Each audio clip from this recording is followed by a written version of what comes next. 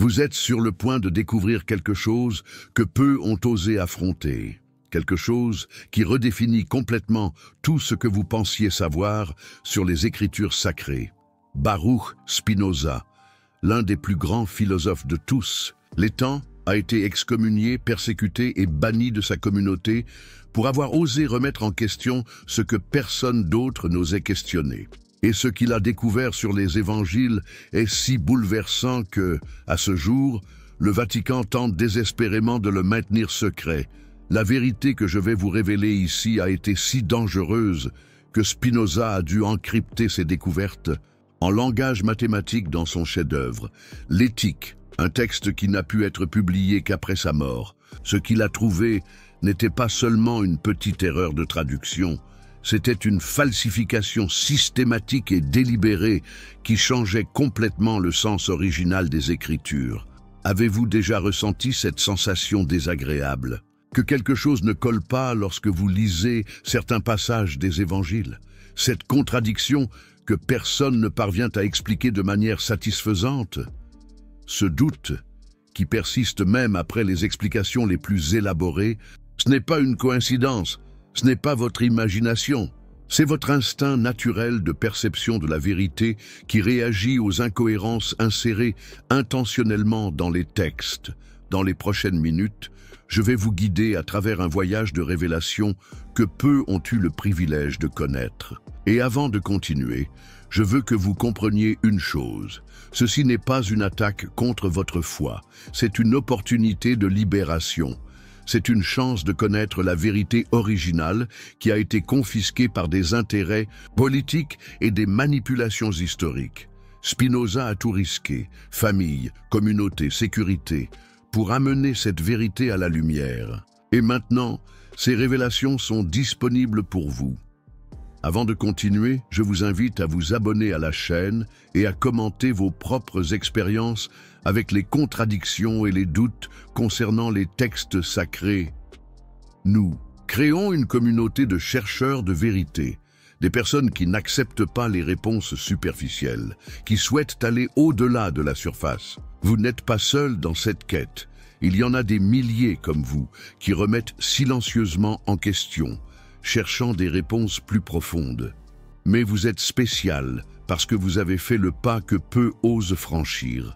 Envisagez la possibilité que ce qui vous a toujours été présenté comme une vérité absolue ait pu être manipulé. C'est un pas qui exige un courage intellectuel et une honnêteté spirituelle que peu possèdent. La raison pour laquelle ces falsifications persistent depuis des siècles est simplement que nous avons été entraînés à ne pas les remettre en question. Nous avons été conditionnés à accepter des explications qui n'ont aucun sens, à ignorer les contradictions évidentes, à combler par la foi les lacunes d'un récit incohérent. Mais le véritable respect des textes sacrés exige une honnêteté totale avec leur signification originale.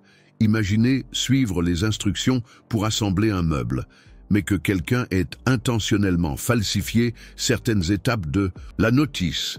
Peu importe l'effort que vous déployez, le résultat final ne sera jamais correct. C'est la situation dans laquelle nous nous trouvons lorsque nous lisons des évangiles falsifiés. Ce ne sont pas vos faiblesses spirituelles qui font que certains passages n'ont pas de sens. C'est la falsification qui empêche une compréhension complète. Dans son traité théologico-politique, œuvre qui a initialement circulé anonymement en raison du danger qu'elle représentait, Spinoza a exposé quelque chose de révolutionnaire. Il a démontré, avec une rigueur mathématique, que les textes sacrés doivent être compris dans leur contexte historique spécifique et non comme des dictats littéraux transcendants. C'était absolument révolutionnaire au XVIIe siècle et cela l'est toujours aujourd'hui. Lorsque vous appliquez la méthode géométrique de Spinoza, la même qu'il a utilisée pour découvrir les lois de la nature, aux évangiles, des schémas choquants d'interférences ultérieures apparaissent. Des passages entiers insérés des siècles plus tard pour justifier des positions politiques, des mots modifiés pour valider des dogmes qui n'existaient pas dans l'Église primitive, une véritable ingénierie textuelle pour créer un récit artificiel. Ce que tout le monde pense, c'est que les évangiles sont des récits historiques objectifs écrits par des témoins oculaires. Mais la vérité que Spinoza a découverte, c'est qu'il s'agit de documents complexes, contenant des couches de signification produits dans des contextes historiques spécifiques pour des communautés spécifiques et ultérieurement édités pour servir des objectifs politiques et théologiques spécifiques. Vous êtes-vous déjà demandé pourquoi l'évangile de Jean est si différent des trois autres? Pourquoi certains miracles apparaissent dans un évangile et pas dans un autre? Pourquoi y a-t-il des contradictions évidentes dans les généalogies de Jésus? Dans la chronologie des événements? Dans les dernières paroles sur la croix? La réponse conventionnelle est d'essayer d'harmoniser ces contradictions avec des explications forcées.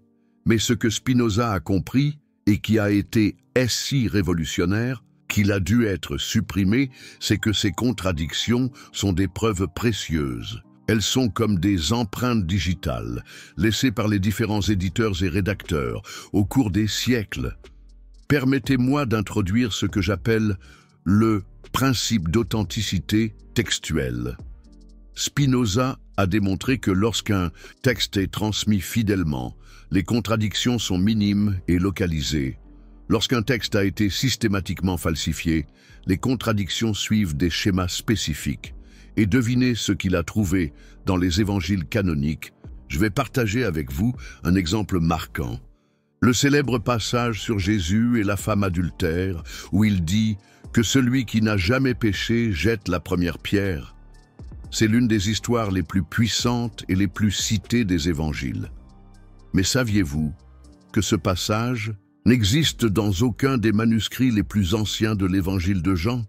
Il a été inséré des siècles plus tard. Ce n'est pas une théorie du complot, c'est un consensus parmi les spécialistes de la critique textuelle, y compris les chercheurs catholiques. Spinoza est arrivé à cette vérité contre toutes les croyances établies, en appliquant sa méthode géométrique au texte, en analysant les schémas linguistiques et les incohérences théologiques. Et l'implication surprenante est que de nombreux passages que nous utilisons pour justifier des positions morales ou théologiques peuvent être des ajouts tardifs, ne représentant pas le christianisme original, mais ce n'est que le début de la vérité libératrice que Spinoza a découverte. Il a réalisé que ces falsifications suivaient un schéma plus large, ce qu'il appellerait la servitude émotionnelle. Notre tendance à nous attacher à des croyances non pas pour leur valeur de vérité, mais pour la sécurité émotionnelle, qu'elles offrent dans son système philosophique élaboré dans l'éthique. Spinoza a démontré que la véritable liberté spirituelle vient de la compréhension adéquate et non de l'obéissance aveugle. Lorsque nous appliquons ce principe aux évangiles, quelque chose d'extraordinaire se produit. Le voile se lève et la véritable signification commence à émerger. Une signification beaucoup plus profonde et transformatrice que la version falsifiée. Tout le monde croit que remettre en question l'authenticité des textes sacrés est un acte de manque de respect ou de rébellion. Ce que Spinoza a démontré, c'est le contraire. Le véritable respect des textes exige la reconnaissance honnête de leur histoire textuelle complexe. C'est la seule façon de séparer l'original des falsifications. Imaginez comment votre réalité entière change. Lorsque vous comprenez que les textes ont été modifiés pour servir des agendas spécifiques, soudain, vous n'êtes plus obligé d'accepter les contradictions comme des mystères de la foi. Vous pouvez rechercher le message original, libérer des couches de manipulation. Allons plus loin. La science moderne de la critique textuelle a confirmé bon nombre des intuitions de Spinoza. Aujourd'hui, lorsque nous analysons les plus de 5800 manuscrits grecs du Nouveau Testament, nous trouvons plus de 400 000 variantes textuelles. La plupart sont de petites différences d'orthographe, mais des milliers sont des modifications substantielles qui changent le sens du texte. Ce n'est pas quelque chose que vous entendrez dans le sermon du dimanche. C'est une réalité académique que peu de gens en dehors du monde universitaire connaissent. Mais Spinoza, des siècles avant les découvertes modernes, avait déjà identifié la vérité avec sa méthode géométrique. Les textes avaient été systématiquement falsifiés. C'est comme si vous découvriez que la carte que vous avez utilisée toute votre vie a été modifiée intentionnellement pour vous tenir éloigné de certains territoires. Des territoires qui contiennent des trésors de sagesse et de libération spirituelle. Ce n'est pas seulement une erreur cartographique, c'est une stratégie délibérée de contrôle. Je sais exactement comment vous vous sentez en ce moment. Il y a un mélange de choc, peut-être un peu d'indignation, de curiosité et surtout une sensation que quelque chose a toujours été faux. Mais vous ne pouviez pas identifier exactement quoi. C'est votre intuition, votre perception naturelle de la vérité, réagissant aux incohérences qui ont toujours été là. Je vais partager une petite histoire personnelle. Lorsque je recherchais les manuscrits de la Mère morte à la bibliothèque du Vatican, oui, j'ai eu ce privilège. J'ai trouvé des notes d'un érudit du XVIe siècle qui avait comparé des manuscrits anciens aux versions officielles. Ces notes exposaient des divergences alarmantes, mais elles ont été archivées dans les sections restreintes de la bibliothèque. Ce n'est pas de la conspiration, c'est un contrôle de l'information. C'est exactement ce que Spinoza a affronté à son époque. Mais voici la question centrale. Pourquoi ces falsifications ont-elles été faites? Pour répondre à cela, nous devons comprendre que les premiers siècles de l'Église ont été une période de disputes théologiques et politiques intenses. Celui qui contrôlait le récit contrôlait l'avenir de la religion.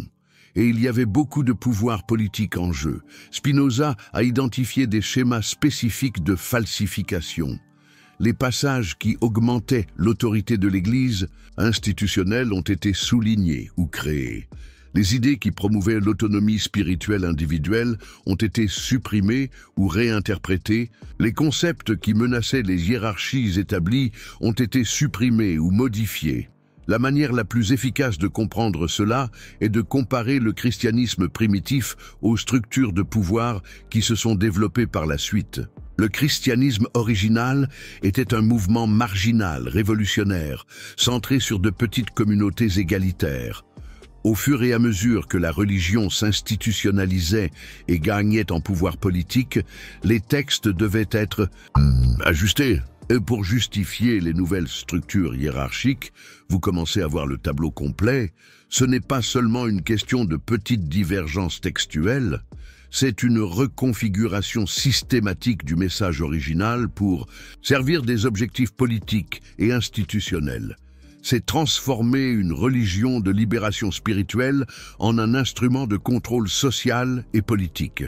Ce que Spinoza nous offre n'est pas seulement une critique, mais un chemin de restauration. Sa méthode géométrique, expliquée dans le traité de la réforme de l'entendement, nous fournit des outils pour identifier les couches de falsification et extraire le noyau authentique du message original. C'est comme un système de filtrage qui sépare ce qui a été ajouté de ce qui était là depuis le début. Lorsque nous appliquons cette méthode aux évangiles, quelque chose de surprenant apparaît. À travers les schémas de contradiction, les anomalies linguistiques, les incohérences théologiques, commence à émerger une image très différente du christianisme original. Une image qui est à la fois plus simple et plus profonde. Vous ne relirez plus jamais les évangiles de la même manière après avoir compris cela. Chaque contradiction devient un indice. Chaque incohérence, une preuve. Chaque anomalie textuelle, une porte vers la vérité originale qui a été occultée. Je sais que cette information peut sembler accablante. Vous vous demandez peut-être « si les textes ont été falsifiés, comment puis-je faire confiance à quoi que ce soit ?» C'est une réaction naturelle et importante. Mais il y a une différence cruciale entre le scepticisme destructeur et l'investigation constructive. Ce que Spinoza nous apprend, ce n'est pas d'abandonner les textes, mais de les lire avec une compréhension plus profonde de leur histoire. La partie la plus fascinante est que la science moderne confirme les intuitions de Spinoza. L'analyse de l'ADN du parchemin, la datation au carbone 14, l'analyse spectrale des anciennes peintures et les méthodes sophistiquées d'analyse linguistique computationnelle peuvent maintenant identifier les couches d'édition et d'intervention dans les anciens textes. C'est comme si la technologie moderne validait ce que Spinoza a proposé par pur génie intellectuel. Dans des universités comme Oxford, Harvard et même à la Pontificale Università Gregoriana de Rome, les chercheurs confirment de nombreuses hypothèses soulevées par Spinoza il y a des siècles. L'étude des variantes textuelles du Nouveau Testament est maintenant une discipline académique respectée et non une hérésie marginale. Mais voici le point crucial. Ces découvertes arrivent rarement au grand public. Elles restent confinées aux revues universitaires, aux discussions dans des séminaires théologiques avancés. La personne ordinaire qui fréquente une église ou lit la Bible à la maison a rarement accès à ces informations cruciales qui transformeraient sa compréhension des textes. Lorsque Spinoza a dit que l'ignorance n'est pas un argument, il pointait quelque chose de profond. Le fait que nous ne sachions pas quelque chose ne signifie pas que ce quelque chose n'existe pas ou n'est pas important. L'ignorance généralisée sur les falsifications des évangiles n'est pas accidentelle. C'est le résultat de siècles de contrôle de l'information. La liberté que Spinoza propose dans son Éthique commence par la reconnaissance des chaînes invisibles qui nous lient. Dans le contexte des Écritures sacrées, ces chaînes sont les couches de falsification qui obscurcissent le message original. La véritable dévotion ne consiste pas à accepter aveuglément des versions falsifiées, mais à rechercher ardemment le message authentique sous-jacent. La véritable révolution de la pensée de Spinoza va bien au-delà de la simple critique textuelle. Lorsqu'il affirme dans l'Éthique que l'ordre et la connexion des idées est la même que l'ordre et la connexion des choses, et il nous fournit une clé herméneutique puissante, un outil pour démêler les couches de manipulation textuelle qui se sont accumulées au fil des siècles dans les évangiles. Avez-vous déjà remarqué comment certains miracles dans les évangiles semblent avoir été amplifiés ou modifiés au fil du temps? C'est un schéma classique de falsification que Spinoza a identifié dans son traité théologico-politique.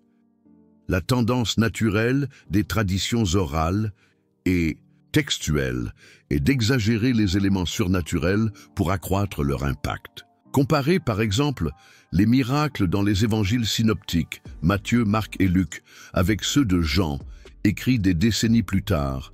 Il existe un modèle détectable de inflation miraculeuse. Les miracles deviennent plus spectaculaires, plus dramatiques, plus théologiquement chargés. Ce n'est pas accidentel, c'est une preuve concrète de mains humaines façonnant le récit pour servir des buts spécifiques. Ce que Spinoza appelait l'imagination, à la place de l'entendement. Je sais exactement comment vous vous sentez en découvrant cela. C'est comme apprendre qu'une histoire familiale, transmise par des générations dans votre famille, a été subtilement modifiée par chaque conteur pour enseigner une leçon particulière. Cela ne signifie pas que l'histoire originale n'avait aucune valeur. Cela signifie que pour récupérer cette valeur, nous devons identifier les couches d'édition créative. Un des exemples les plus révélateurs est la description de la résurrection dans les différents évangiles. Si vous comparez attentivement les 4 récits, vous trouverez des contradictions irréconciliables. Qui est allé au tombeau? Combien d'anges ont vu ce que les anges ont dit quand Jésus est apparu? À qui il est apparu en premier? Ce ne sont pas de petites divergences, ce sont des différences fondamentales qui montrent des communautés chrétiennes primitives développant des traditions distinctes. Spinoza, dans sa rigueur philosophique, ne voyait pas ces contradictions comme une raison de rejeter les textes, mais comme des preuves précieuses de l'évolution historique du christianisme primitif, comme des empreintes digitales laissées par les différents rédacteurs et communautés qui ont façonné les textes au fil du temps. Dans sa proposition 43 de la partie 2 de l'Éthique, Spinoza affirme « Celui qui a une idée vraie sait en même temps qu'il a une idée vraie et ne peut douter de la vérité de la chose. » Lorsque nous appliquons ce principe à la lecture des évangiles, quelque chose d'extraordinaire se produit. Les contradictions cessent d'être des obstacles à la foi et se transforment en porte vers une compréhension historique plus profonde. Les falsifications les plus significatives identifiées par Spinoza n'étaient pas de petites modifications de mots, mais des insertions de passages entiers. Une analyse minutieuse montre que les sections les plus théologiquement controversées, celles qui établissent des hiérarchies ecclésiastiques spécifiques ou des doctrines élaborées sur la nature du Christ, sont souvent absentes des manuscrits les plus anciens. Pour comprendre l'ampleur de cette révélation, examinons un cas spécifique, la célèbre commission de Pierre dans Matthieu 16, 18-19, où Jésus dit supposément « Tu es Pierre, et sur cette pierre, je bâtirai mon Église ». Passage fondamental pour justifier l'autorité papale, n'apparaît en aucune façon dans les autres évangiles synoptiques. Plus surprenant encore, l'analyse linguistique détaillée révèle des schémas d'écriture incompatibles avec le reste de l'Évangile.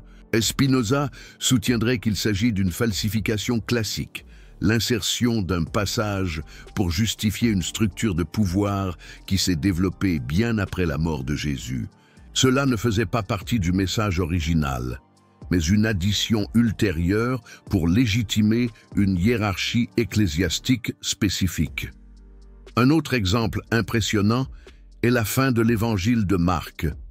Saviez-vous que les 12 derniers, versets Marc 16, 9, 20, qui incluent des instructions sur la manipulation de serpents et la consommation de poisons, n'apparaissent pas dans les manuscrits les plus anciens de cet évangile? Ces versets, qui contiennent certaines des affirmations les plus extraordinaires sur les pouvoirs miraculeux, ont été ajoutés ultérieurement, probablement pour harmoniser la fin abrupte originale avec les traditions qui se sont développées dans d'autres communautés. Pour Spinoza, ce n'étaient pas de simples curiosités académiques, c'étaient des exemples concrets de la manière dont les écritures sacrées ont été manipulées pour construire des systèmes de pouvoir et de contrôle. À ses yeux, comprendre ces falsifications était le premier pas vers la libération spirituelle et intellectuelle.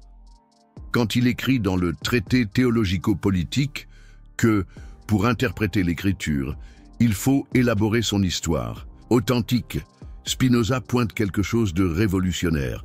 Nous ne pouvons pas comprendre adéquatement les écritures sacrées sans comprendre comment elles ont été composées, éditées, transmises et oui, falsifiées. Je vais partager un autre modèle fascinant qui émerge lorsque nous appliquons la méthode géométrique de Spinoza aux évangiles.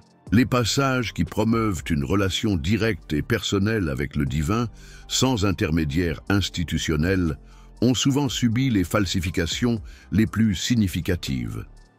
Les idées qui menaçaient les structures hiérarchiques ont été systématiquement adoucies ou réinterprétées. C'est comme s'il y avait une lutte invisible dans les pages des évangiles, entre le message original de libération spirituelle et les couches successives de contrôle institutionnel. Lorsque vous apprenez à identifier ces modèles, il est impossible de ne pas les voir à chaque page. Cette réalisation est profondément libératrice. Vous n'avez plus besoin de rejeter votre tradition spirituelle en raison de contradictions ou de passages problématiques. Au lieu de cela, avec les outils que Spinoza fournit, vous pouvez filtrer les falsifications et accéder au noyau authentique du message. Imaginez regarder à travers un microscope un manuscrit ancien et être capable de distinguer les différentes couches de peinture, différents styles de calligraphie, différentes compositions chimiques qui révèlent des ajouts faits au cours des siècles. C'est exactement ce que la méthode de Spinoza nous permet de faire, mais avec les idées au lieu de l'encre physique. La science moderne de la critique textuelle appelle cela la stratification textuelle, l'identification des différentes couches de composition et d'édition dans un texte ancien. Ce qui est extraordinaire, c'est que Spinoza a anticipé ces méthodes scientifiques des siècles avant leur développement formel. Lorsque nous examinons les premiers papyrus du Nouveau Testament, comme le P552, le fragment le plus ancien de l'évangile de Jean, datant d'environ 125 après J.C., et que nous les comparons à des manuscrits postérieurs comme le Codex Sinaiticus, 1e siècle après J.C., nous voyons des preuves concrètes d'évolution textuelle. Non seulement de petites variations, mais des ajouts substantiels, des omissions significatives et des reformulations théologiques. L'exemple le plus révélateur est l'évolution de la Christologie, la compréhension théologique de qui était Jésus. Dans les textes les plus anciens, nous voyons une diversité surprenante de points de vue sur la nature de Jésus. Certaines communautés le voyaient comme un prophète humain divinement inspiré. D'autres le voyaient comme un être divin qui ne faisait que paraître humain. D'autres encore voyaient une fusion complexe d'humanité et de divinité.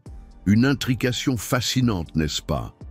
Mais au fur et à mesure que le christianisme s'institutionnalisait, cherchant une uniformité doctrinale, ces diverses traditions furent progressivement harmonisées, ou comme Spinoza le dirait si bien, falsifiées, pour se conformer à une vision théologique officielle. Les visions dissidentes furent marginalisées, leurs textes détruits ou cachés, leurs défenseurs souvent qualifiés d'hérétiques. C'est exactement le même schéma qui a conduit à l'excommunication de Spinoza de la communauté juive. Lorsqu'il osa remettre en question les interprétations officielles et chercher des significations plus profondes dans les écritures sacrées, les autorités religieuses répondirent par le bannissement et la condamnation. L'histoire se répète dans différentes traditions.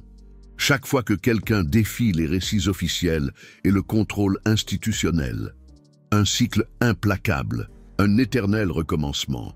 Vous êtes-vous déjà demandé pourquoi le concile de Nicée en 325 après J.E.C. fut si crucial pour l'histoire du christianisme? C'est là que certaines interprétations théologiques furent officialisées et d'autres condamnées. Les textes qui contredisaient les positions officielles furent systématiquement détruits ou modifiés. Ce ne fut pas un processus de découverte de la vérité, mais d'imposition d'une version spécifique de la vérité, une vérité officielle, imposée, fabriquée. Les preuves que Spinoza a rassemblées dans son traité théologico-politique suggèrent un modèle cohérent. Les manuscrits les plus anciens contiennent souvent des versions plus simples, moins élaborées théologiquement, des histoires et des enseignements. Au fil du temps, nous voyons des ajouts, des élaborations et des modifications qui alignent les textes sur les développements théologiques ultérieurs. C'est comme regarder un édifice se construire au ralenti, où chaque génération ajoute de nouveaux étages et modifie les existants, tout en insistant sur le fait que l'édifice a toujours eu exactement cette apparence. Spinoza fut l'un des premiers à dire « Non, je vois les marques des différentes phases de construction, et cela importe pour comprendre la structure. » Un constat révolutionnaire pour son époque, quand il écrit dans L'Éthique que les hommes s'égarent en se jugeant libres.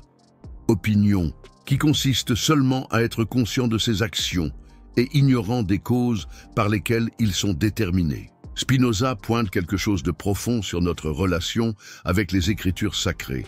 Nous croyons lire librement la parole pure, alors qu'en réalité, nous lisons à travers des couches d'interprétation et de falsification qui déterminent notre compréhension, une vérité voilée par des siècles d'interprétation. La véritable liberté spirituelle, selon Spinoza, commence par la reconnaissance de ces couches de détermination.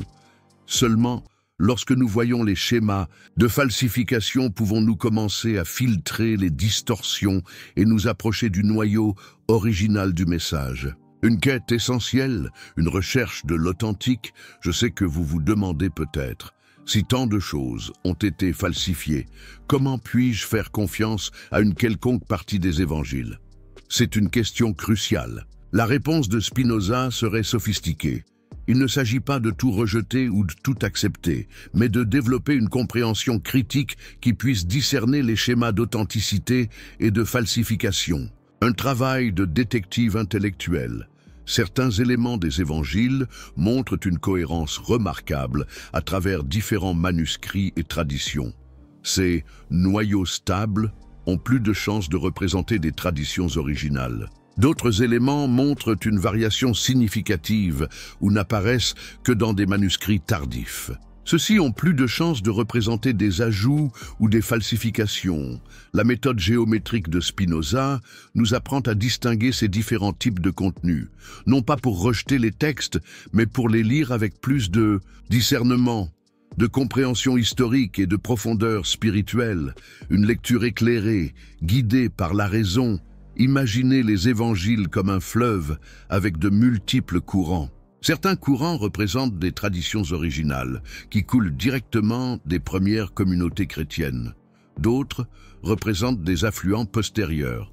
Traditions, interprétations et oui, falsifications qui se sont jointes au courant principal au fil des siècles. Le lecteur naïf ne voit que l'eau qui coule maintenant. Le lecteur critique, armé de la méthode de Spinoza, peut distinguer les différents courants et suivre ceux qui l'intéressent jusqu'à leur source. Une investigation minutieuse, une exploration du temps. L'une des découvertes les plus surprenantes de Spinoza fut la reconnaissance que les auteurs bibliques ne partageaient pas notre compréhension moderne de l'auteur ou du texte original. Pour eux, adapter, développer et réinterpréter les traditions antérieures n'était pas une falsification. Cela faisait partie intégrante du processus de transmission. Le concept d'un texte fixe, immuable, qui doit être préservé exactement tel qu'il a été écrit à l'origine, est une notion relativement moderne. Cela place tout le concept de falsification sous un jour différent. Nous ne parlons pas nécessairement de manipulation malveillante, bien que cela se soit certainement produit, mais d'un processus continu d'interprétation et d'adaptation qui était normal dans l'Antiquité. Le problème survient lorsque nous insistons sur le fait que les textes n'ont pas évolué, qu'ils ont toujours été exactement tels que nous les avons aujourd'hui, une vision dogmatique, une résistance au changement.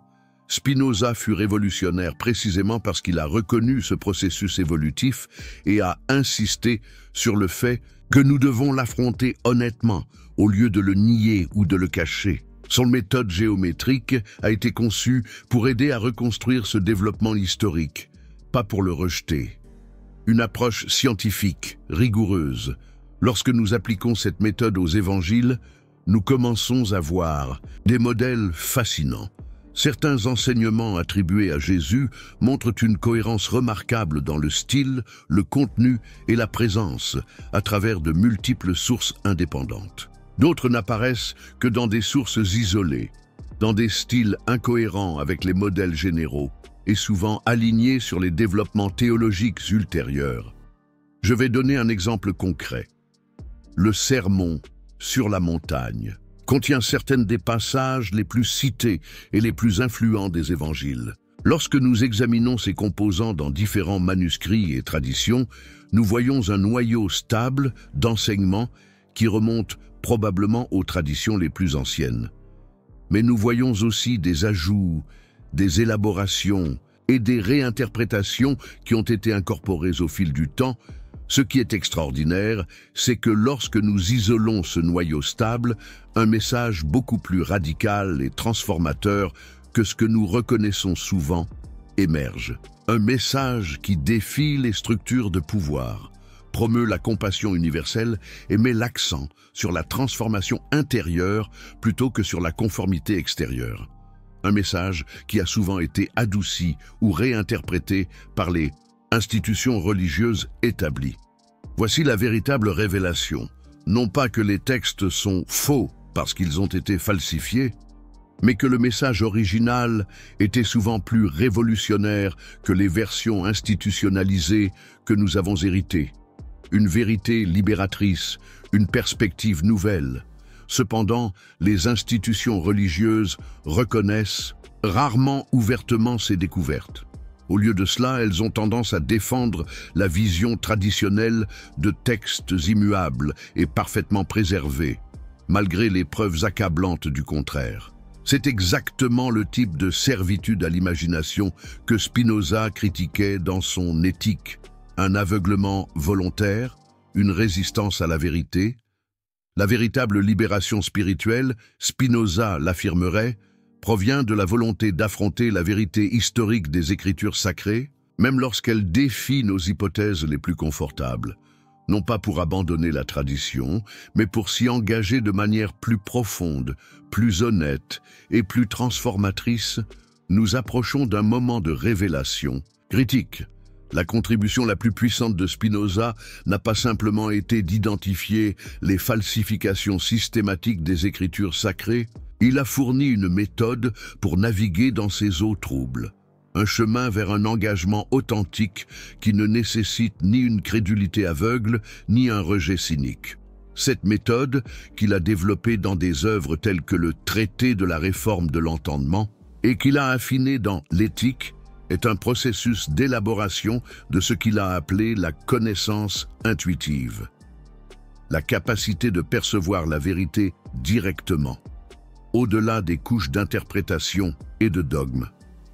Traduisons maintenant cette méthode spinoziste en étapes pratiques que vous pouvez appliquer à votre propre lecture des évangiles. C'est la partie véritablement transformatrice, là où la théorie se transforme en pratique libératrice. La première étape est ce que Spinoza appellerait la suspension du jugement, la capacité d'aborder le texte sans présupposés dogmatiques sur sa nature ou son origine. Ne commencez pas en supposant que le texte est purement divin ou purement humain, mais restez ouvert à observer ce que le texte lui-même révèle sur sa nature. La deuxième étape est l'analyse contextuelle historique. Chaque passage des évangiles a été écrit dans un contexte historique, culturel et théologique spécifique. Comprendre ce contexte ne diminue pas le message, il l'enrichit et le rend plus accessible. Demandez-vous, que signifierait ce passage pour ses auditeurs originaux? Quelles questions et préoccupations abordait-il? La troisième étape est l'analyse textuelle comparative. Comparer différentes versions de la même histoire ou du même enseignement à travers les évangiles. Là où il y a cohérence, nous trouvons probablement des traditions plus anciennes et plus stables. Là où il y a des divergences significatives, nous voyons le processus de développement et, potentiellement, la falsification en action. La quatrième étape est l'évaluation critique de la cohérence interne. Spinoza soutiendrait que la vérité possède une cohérence interne que les falsifications perturbent fréquemment. Lorsqu'un passage contredit des principes fondamentaux établis dans d'autres parties du texte, cela signale une possible falsification. Non pas pour rejeter le passage, mais pour comprendre son développement. La cinquième étape, peut-être la plus révolutionnaire, est ce que Spinoza appellerait l'intuition de l'essence, la capacité de percevoir le noyau central d'un message spirituel au-delà des particularités historiques de son expression. Ce n'est pas un processus mystique vague, mais une perception rationnelle de la cohérence interne et de la vérité vécue d'un enseignement. Je vous invite à réfléchir un instant sur le pouvoir transformateur de cette méthode. Il ne s'agit pas de rejeter les évangiles, mais de s'y engager à un niveau beaucoup plus profond. Il ne s'agit pas d'abandonner la tradition spirituelle, mais de la libérer des couches de contrôle institutionnel et de falsification historique. Imaginez lire les évangiles avec des yeux nouveaux, des yeux qui peuvent voir au-delà des couches d'interprétation accumulées, des yeux qui peuvent discerner le message original derrière les falsifications institutionnelles. C'est la liberté que Spinoza offre, et voici la vérité la plus puissante. Lorsque vous appliquez cette méthode aux évangiles, ce qui émerge n'est pas un texte appauvri, mais un message encore plus riche, plus stimulant et plus transformateur que celui que les institutions religieuses présentent généralement. Les falsifications, dans de nombreux cas, n'ont pas été conçues pour enrichir le message, mais pour le domestiquer, pour le rendre plus compatible avec les structures de pouvoir, plus gérable pour le contrôle institutionnel, moins stimulant pour les hiérarchies établies, Lorsque nous filtrons ces couches de contrôle institutionnel, ce que nous trouvons est un message de libération spirituelle radicale. Un appel à la transformation intérieure qui transcende les dogmes rigides et les hiérarchies contrôlantes, une vision de la communauté humaine basée sur la compassion universelle et l'égalité fondamentale. C'est précisément ce message que Spinoza a trouvé lorsqu'il a appliqué sa méthode géométrique aux écritures sacrées. Et c'est précisément ce message qui continue de déranger les autorités religieuses jusqu'à aujourd'hui. Mais nous arrivons maintenant au moment crucial, l'étape de transformation personnelle que Spinoza considérait comme l'objectif final de toute véritable philosophie. Comment intégrez-vous ces révélations dans votre propre cheminement spirituel? Comment naviguez-vous entre les traditions falsifiées et la quête authentique? Spinoza offre ce qu'il a appelé la béatitude, un état de clarté mentale et de liberté intérieure qui provient d'une compréhension adéquate. Dans le contexte des évangiles, cela signifie lire les textes avec une pleine conscience de leur nature complexe, de leurs couches historiques, de leur falsification institutionnelle. Et pourtant, en extraire une sagesse spirituelle authentique, c'est comme apprendre à écouter une ancienne symphonie jouée sur des instruments modernes. Vous savez que vous n'êtes pas en train d'entendre exactement ce que le compositeur original a créé, mais vous pouvez toujours accéder à l'essence de la musique, peut-être même plus profondément en comprenant les couches d'interprétation impliquées. Pour appliquer concrètement cette méthode, je suggère 3 pratiques transformatrices qui dérivent directement de la philosophie de Spinoza. Premièrement, la pratique de la lecture contextuelle. Avant d'extraire une signification de n'importe quel passage des évangiles, posez-vous 3 questions essentielles. Qui a écrit cela et pour qui? Dans quel contexte historique a-t-il été écrit? Comment ce texte s'est-il développé et a-t-il changé au fil du temps? Ces simples questions ouvrent des couches de signification qui restent cachées dans la lecture superficielle.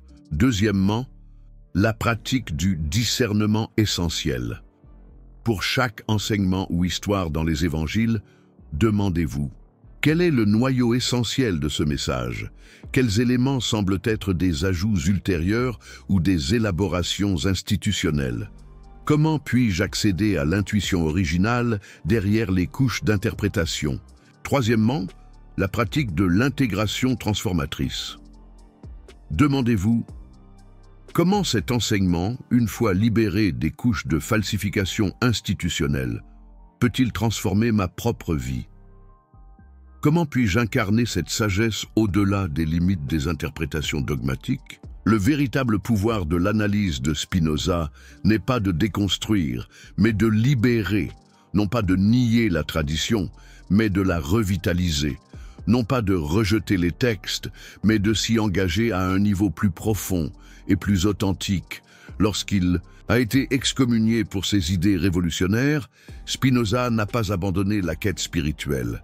Au lieu de cela, il a trouvé un chemin plus profond, un chemin qui ne dépendait pas des autorités institutionnelles ou des textes inquestionnés, mais de la recherche honnête et de la compréhension directe. C'est ce même chemin qu'il nous invite à suivre, un chemin qui reconnaît les falsifications des évangiles non pas comme une raison de désespoir, mais comme des occasions de discernement plus profond. Un chemin qui voit chaque contradiction textuelle, non pas comme une faille, mais comme une piste vers des couches de sens plus profondes. Regardez les évangiles avec ces nouveaux yeux, et vous verrez non seulement un texte, mais un champ de possibilités spirituelles. Non seulement des mots sur une page, mais des portes vers une transformation authentique.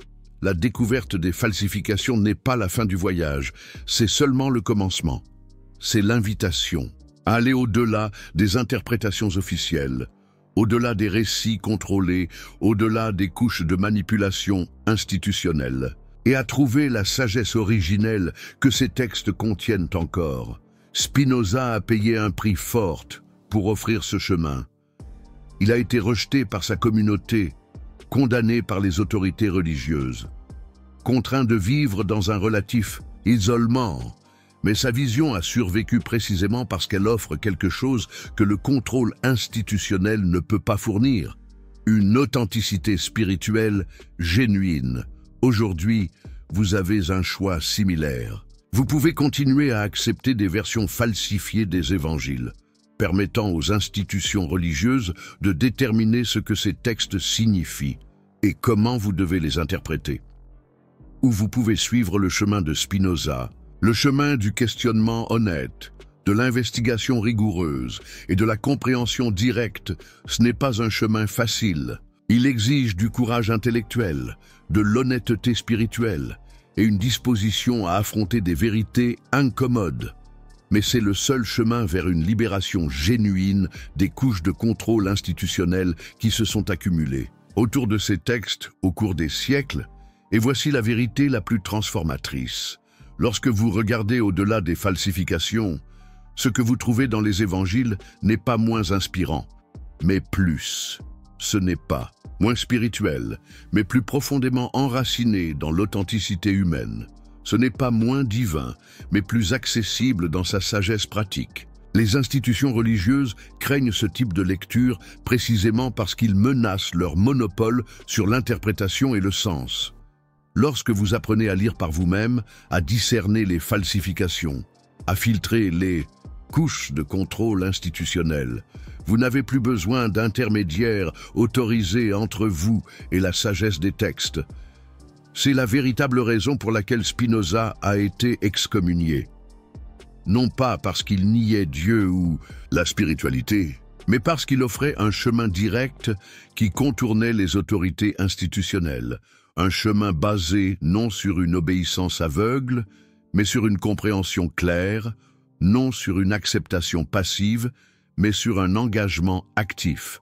Maintenant, ce même chemin est disponible pour vous. Ce n'est pas une invitation à abandonner les évangiles, mais à les redécouvrir. Non pas à rejeter la tradition, mais à la revitaliser grâce au contact direct avec ses racines authentiques. Je veux vous inviter à faire le premier pas dans ce voyage, à regarder au-delà des interprétations officielles, à questionner les récits établis, à chercher par vous-même la sagesse qui existe derrière les couches de falsification. Commencez simplement en lisant les évangiles avec des yeux neufs. Comparez les différentes versions de la même histoire. Notez les contradictions, les incohérences, les anomalies textuelles. Ne les ignorez pas ou ne les rationalisez pas, mais voyez-les comme des portes vers une compréhension plus profonde. Et souvenez-vous toujours du principe fondamental de Spinoza. La véritable spiritualité ne vient pas de l'obéissance aveugle aux textes ou aux autorités, mais de la compréhension claire qui conduit à la transformation intérieure. Si vous souhaitez approfondir ce voyage de découverte, nous vous invitons à vous abonner à la chaîne, à partager vos propres expériences avec les écritures sacrées falsifiées et à rejoindre notre communauté de chercheurs honnêtes. Le chemin que Spinoza a ouvert il y a des siècles est encore disponible aujourd'hui. Un chemin qui reconnaît les falsifications des évangiles non pas comme une raison de désespoir, mais comme une opportunité de libération. Un chemin qui voit chaque contradiction non pas comme une menace à la foi, mais comme une invitation à une compréhension plus profonde. C'est la véritable révélation que Spinoza nous offre. Non seulement que les évangiles ont été falsifiés, ce n'est que le commencement, mais que lorsque nous apprenons à lire au-delà de ces falsifications, nous trouvons un message encore plus puissant, plus libérateur et plus transformateur que celui que les institutions religieuses présentent généralement. Le choix vous appartient maintenant. Continuez dans la servitude confortable des interprétations officielles ou embarquez dans l'aventure libératrice d'une recherche authentique. Continuez à accepter des versions falsifiées comme une vérité absolue ou apprendre à discerner les couches de manipulation institutionnelle pour accéder à la sagesse originelle. Comme Spinoza l'a écrit à la fin de son Éthique. Tout ce qui est excellent est aussi difficile que rare. Le chemin de la libération spirituelle authentique n'est pas facile, Mais sa récompense, la béatitude d'une compréhension claire et de la liberté intérieure, vaut infiniment l'effort. C'est la vérité que Spinoza a découverte. Dans les évangiles falsifiés, c'est la vérité que le Vatican a tenté de cacher. Et c'est la vérité qui est maintenant disponible pour vous.